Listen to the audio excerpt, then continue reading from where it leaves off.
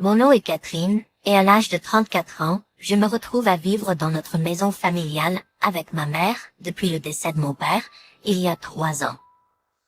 Malgré la solitude, j'ai fait le choix de rester aux côtés de ma mère, jugeant trop risqué de la laisser seule.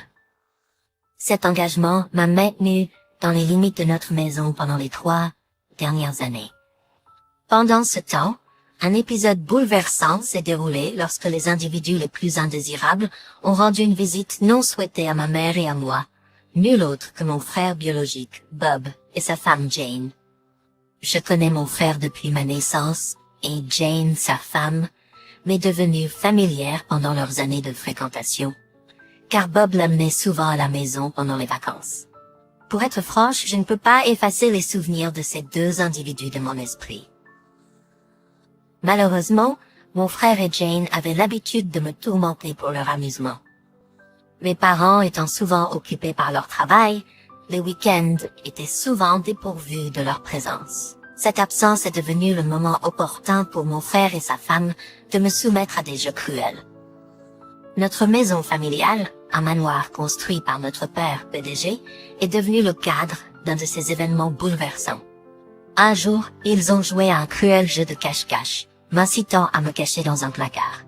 À ma grande surprise, ils ont rapidement rempli le placard d'objets, me piégeant à l'intérieur jusqu'à peu avant le retour de mes parents. Ce rituel a entraîné de fréquentes réprimandes de ma mère pour le désordre dans le placard. Bien que les incidents dans le placard aient cessé après que ma mère les a surpris en train de le faire, leur harcèlement a persisté. Mon ressentiment s'étendait non seulement à mon frère et Jane, mais aussi à mes parents, qui semblaient indifférents à ma situation. Au collège, leur méchanceté a augmenté alors qu'ils détruisaient mon uniforme scolaire, défiguraient mes livres et ruinaient mes coussins et ma literie. J'ai découvert plus tard que leurs actions étaient motivées par leur frustration face à de mauvais résultats, aux examens et aux réprimandes parentales. Au milieu de ma chambre dévastée, perdue, et me demandant pourquoi je devais endurer de tels tourments, je me sentais abandonnée et me demandais pourquoi personne ne venait à mon secours. Le point de rupture est arrivé lorsque, refusant de rejoindre la famille pour le dîner, ma mère a découvert l'étendue des dégâts dans ma chambre. Mon appel larmoyant à quitter la maison a exposé l'ampleur de mon désespoir, sans que personne ne semble vouloir m'aider. Bob et Jane s'allient toujours contre moi, détruisant tout, de mes jouets à mes affaires d'études et mes vêtements. Je ne supporte plus de vivre dans cette maison. Ni mon papa, vous n'êtes d'aucune aide. Vous ne vous battez pas pour moi. C'était peut-être la première fois que je laissais mes larmes couler librement devant ma famille. Jusque-là, j'avais enduré en silence, versant des larmes en solitaire, même dans les moments les plus difficiles. Mais maintenant, j'ai pleuré à voix haute comme un enfant. Voyant ma détresse, ma mère m'a enlacée, exprimant des regrets pour tout ce qui s'était passé jusqu'alors. Même mon frère, témoin de la scène, semblait comprendre la gravité de la situation. Il a tenté de s'enfuir, mais mon père l'a arrêté, le saisissant fermement par le col. Tu te rends compte de ce que tu as fait? C'est rien de sérieux, Lynn? La voix de mon père était basse, mais glaçante. Bob a essayé de minimiser leurs actions, affirmant qu'il s'agissait simplement de comportements ludiques, aller trop loin. La destruction de biens est un crime, a rétorqué mon père calmement. Tu dois comprendre les conséquences, et réparer là. Bob a protesté, invoquant son statut de mineur, mais mon père lui a rappelé que les parents sont responsables des actions de leurs enfants. Avec un soupir lourd, mon père a mentionné la possibilité que Bob aille vivre chez son oncle, qui se trouvait être le frère cadet de mon père. Cet oncle était connu pour une attitude sévère et son intolérance envers les bêtises. Il était craint par tous les enfants du quartier, semblable à un croque-mitaine. Bien qu'il soit gentil avec les enfants sages comme moi, il n'avait aucune tolérance pour les perturbateurs comme Bob et Jane. Prévisiblement, Bob a refusé avec véhémence, prétendant qu'il allait changer ses habitudes. J'ai entendu cette autre fois la voix ferme de mon père, alors qu'il confrontait Bob et Jane. Quand vous avez enfermé Catherine dans le placard, quand vous l'avez poursuivie, quand vous lui avez jeté des insectes, alors que vous saviez qu'elle en avait peur. À chaque fois que nous avons appris vos actions, nous vous avons grondé, et vous avez toujours promis de ne plus le refaire, mais vous l'avez quand même fait. Nous ne pouvons pas tolérer quelqu'un qui fait du mal à notre famille, même s'il fait partie de la famille. Nimtui, le plus jeune, c'est pas. Avec ces mots, mon père a attrapé Bob par la nuque et l'a forcé à quitter notre maison. Plus tard, j'ai appris que mes parents étaient furieux du comportement de Bob.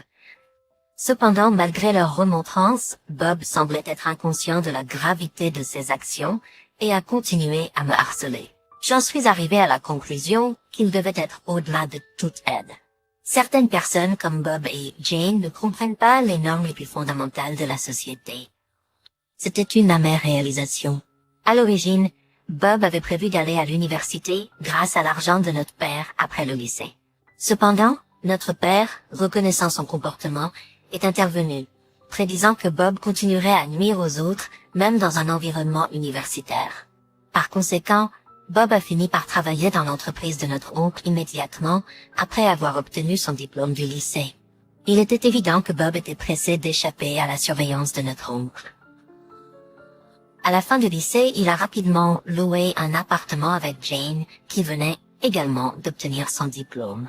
Ils ont entamé leur vie en commun, sachant très bien que ni leurs parents, ni notre oncle ne leur fourniraient une aide financière pour le loyer ou les dépenses de vie. Quelque temps plus tard, pour des raisons inconnues, Bob s'est approché de moi pour me demander de l'argent. À ce moment-là, je venais d'entrer au lycée et je ne travaillais pas à temps partiel. L'argent que j'avais économisé avec diligence, que Bob avait l'habitude de voler quand nous vivions ensemble, avait été entièrement remboursé par mes parents grâce à un cahier détaillé que je tenais.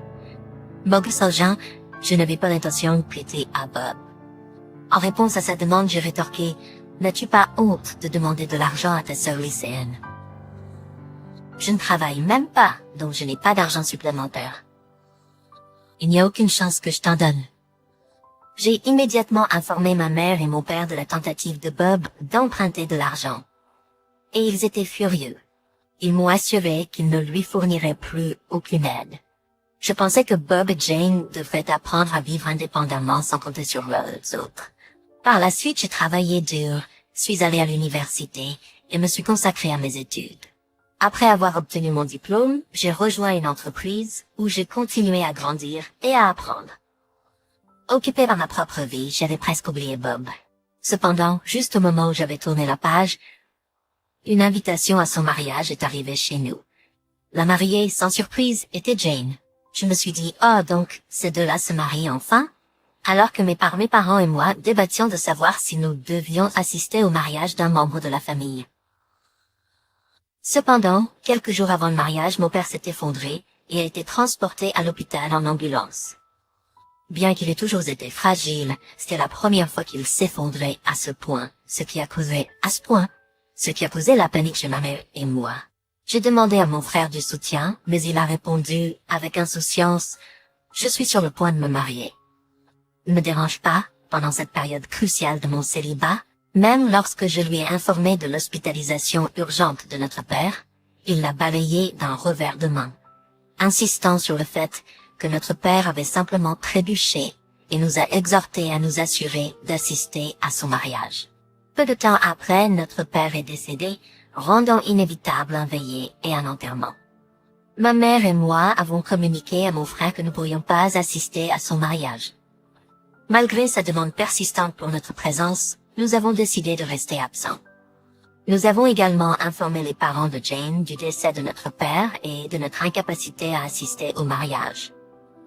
Alors que les parents de Jane ont compris notre situation, mon frère et Jane nous ont accusés de manquer de respect en n'assistant pas au mariage. Le message laissé sur la boîte vocale de ma mère et la mienne était tellement absurde que je me suis demandé qui étaient les véritables individus impolis dans cette situation. Alors que nous étions occupés à organiser les funérailles de notre père, mon frère et Jane ont poursuivi leur mariage sans tenir compte du récent décès de notre père. À partir de ce moment-là, ma mère et moi n'en avons jamais parlé explicitement. Mais nous avons ressenti que notre relation avec mon frère avait été irrémédiablement endommagée. Cependant mon frère est apparu à notre porte sans crier gare, ouvrant la porte d'entrée en prétendant avoir une livraison. J'ai été surpris lorsque mon frère et Jane m'ont poussé violemment, traînant de grosses valises. « Et qu'est-ce qui presse ?» J'ai protesté, mais mon frère semblait avoir complètement oublié la directive ferme de notre père de ne plus jamais mettre les pieds dans notre maison. Alors qu'ils déposaient négligemment leurs bagages dans le couloir, ils ont commencé à me dire des absurdités, insistant pour que ma mère et moi quittions immédiatement le manoir. Quoi? Ma mère n'est-elle pas diagnostiquée avec la démence?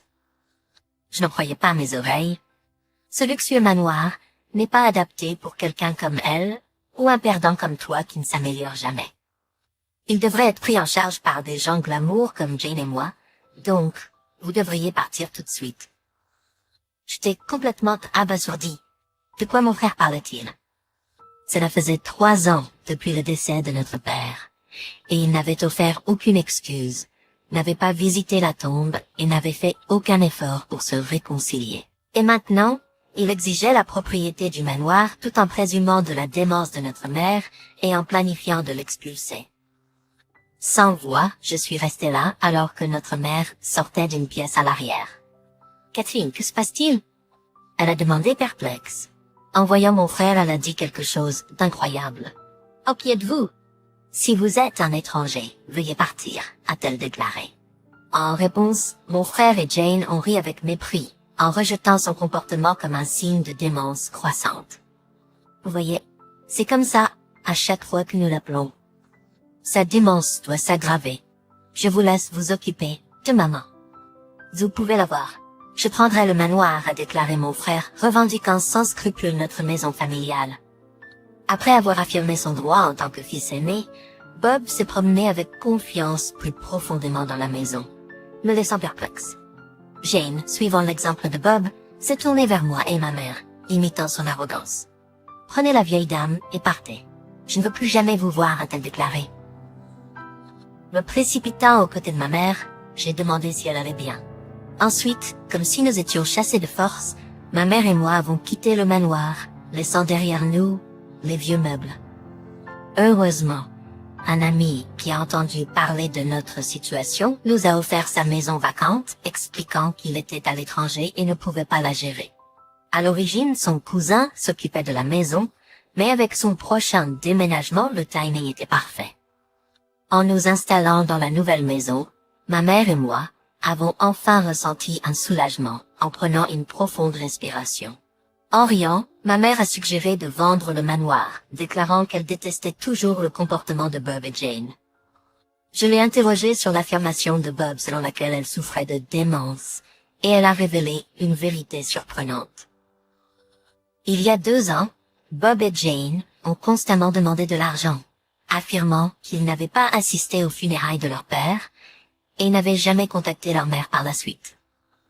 Frustrée par leur audace, elle a fait semblant de ne pas les connaître et les a traités comme des étrangers, ce qui a conduit Bob et Jane à interpréter ces actions comme des signes de démence.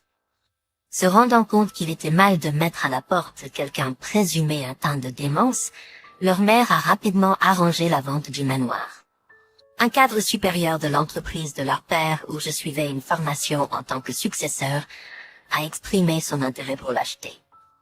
Un ami dans l'immobilier et moi avons expliqué la situation à l'exécutif acheteur, et ils ont convenu que laisser Bob et Jane tranquilles mettrait en péril la vente. Le processus se déroulait bien jusqu'à 1 semaine plus tard, lorsque nos téléphones ont sonné sans arrêt, à moi et à ma mère. Après avoir ignoré les appels pendant 30 minutes, nous avons finalement répondu. Jane a crié, exigeant de savoir pourquoi nous n'avions pas répondu immédiatement. Selon elle, le manoir avait été pris d'assaut, et des étrangers essayaient de les expulser. Je n'ai pas pu m'empêcher d'éclater de rire. En riant, je lui ai expliqué que ma mère, la propriétaire légitime, avait vendu la maison à un nouveau propriétaire. Stupéfaite, Jane n'arrivait pas à comprendre. Elle a désespérément affirmé que Bob était le propriétaire du manoir en tant que fils aîné.